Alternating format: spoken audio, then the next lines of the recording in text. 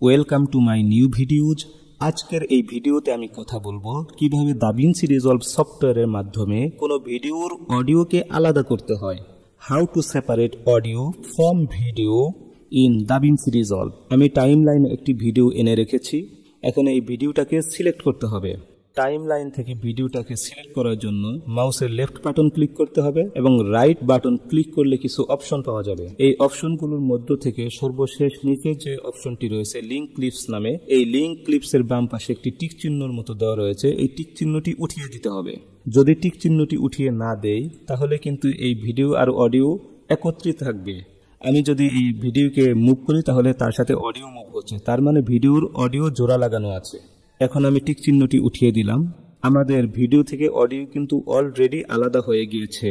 আমি যদি এখন ভিডিও মুভ করি তাহলে অডিও মুভ হচ্ছে না, আমি যদি অডিও মুভ করি তাহলে ভিডিও মুভ হচ্ছে না।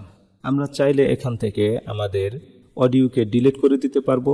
আমি যদি এখান থেকে ডিলিট করতে চাই তাহলে এখানে ডিলিট সিলেক্টেড আছে, ক্লিক করলাম, অডিওটা ডিলিট হয়ে গেল।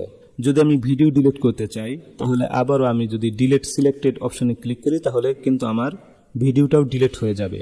আমরা চাইলে এখান থেকে ভিডিওর কোনো অংশকে সিলেক্ট করে কেটে দিতে পারি। আমি এই অংশটা কেটে দিলাম।